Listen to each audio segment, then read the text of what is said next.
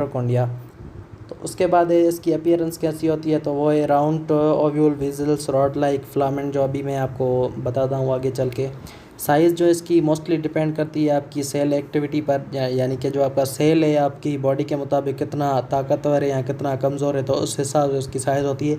पर जो इसकी नॉर्मली साइज़ होती है वो होती है 0.5 to 10 यूरो पर मीटर। उसके बाद लोकेशन पे आते हैं, तो वो मेम्ब्रेन बाउंडेड ऑर्गेनल है, वो कैसे हो अभी मैं आपको स्ट्रक्चर में बताता हूँ। और ये कहाँ पे होता है, साइटोप्लाज्म में, और यूकेरियोट्स जो कि होते हैं उनमें ये ज़्यादातर पाया जाता है। अब आते हैं इसके स्ट्रक्चर पर। अब स्ट्रक्चर को आप ध्यान से सुनिएगा, क्योंकि असाइनमेंट का मतलब भी यही होता है कि आप ध्यान से उस चीज़ों को देखें, एक एक चीज़ को ध्यान से पढ़ें। तो सबसे पहले जो बात करते हैं, ये जो आपको नज़र आ रही है इनर मेम्ब्रेन, मैंने कलर दिया हुआ है सबको, आप कलर से ही आप क्लियर करें। मैं उनको एरो दे के एक एक चीज़ को कलर दिया है।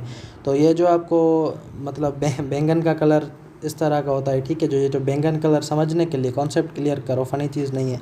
तो ये आपकी इनर मेम्ब्रेन है। अब इनर मेम्ब्रेन के बाहर होती है आउटर मेम्ब्रेन। आउटर मेम्ब्रेन जो ये आपकी ऑरेंज कलर में, ये आपकी आउटर मेम्ब्रेन है, ये स्मूथ होती है, ठीक है। ये हो गई इसकी आउटर मेम्ब्रेन और इनर मेम्ब्रेन। अब इसके अंदर होती है एक ये सरीट है, ये जो होती है, ये मतलब इसमें जो पूरा आपका मटेरियल के लिए ना, डीएनए हो गया, राइबोसोम्स, ये सब चीज़ें जो है वो इसमें अंदर बाउंड होती है। और ये फोल्डिंग मेम्ब्रेन भी इसको कहा जाता है, क्योंकि इसमें बहुत फोल्ड होते हैं, ठीक है। उसके बाद ये जो आपको येलोइश मटेरियल अंदर पूरा दिख रहा है, मैंने ये एरो भी दिया हुआ है, येलोइश मटेरियल पूरा इसको कहा जाता है मैट्रिक्स। उसके बाद ये जो डीएनए आप देख रहे हो, ये भी मैंने एरो दिया है। उसका काम क्या है, ये मैंने आपको बताया पीछे के सेल्फ रेप्लिकेट ऑर्गेनल है, तभी इसको स्पेशल ऑर्गन भी कहा जाता है। मतलब ये अपना डीएनए जो है वो खुद ब खुद बनाता है। उसके बाद ये जो क्रिस्टे, इनके जो बीच में आपको ये 3 डॉट्स नज़र आ रहे हैं, रेड, ये जो है रेड, ग्रीन और येलो, इनको मेरे एरो दिया हुआ है। यहाँ पे आपकी सारी जो एक्टिविटीज़ है, रेस्पिरेटरी एक्टिविटी, यहाँ बहुत सारी एक्टिविटीज़ वो यहाँ पे परफॉर्म होती है। उसके बाद ये राइबोसोम्स है, राइबोसोम्स में होती है 70s प्रोटीन। 70s मतलब वो जो प्रोटीन की सिंथेसिस होती है वो मतलब राइबोसोम्स के थ्रू ही होती है प्रोटीन सिंथेसिस, ठीक है। उसके बाद ये मैंने डीएनए का भी आपको बता दिया।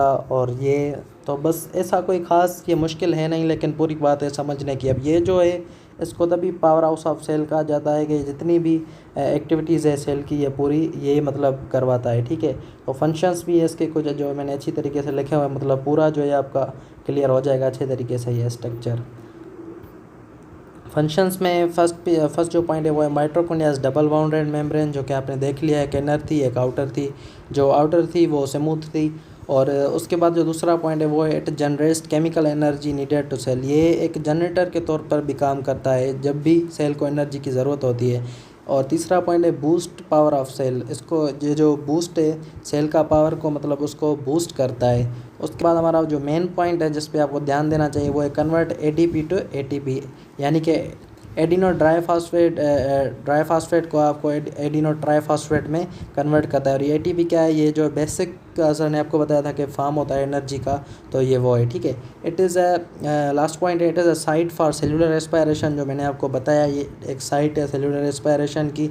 अब सेलुलर रेस्पिरेशन में बहुत सी काइंड है, ये बेसिक है, ये चीज़ें आपको खुद सर्च करनी होगी कि सेलुलर रेस्पिरेशन में एरोबिक रेस्पिरेशन, एनारोबिक रेस्पिरेशन, ये जितनी भी होती हैं, या क्रेब्स साइकिल्स का आपने पढ़ा होगा इंटर में।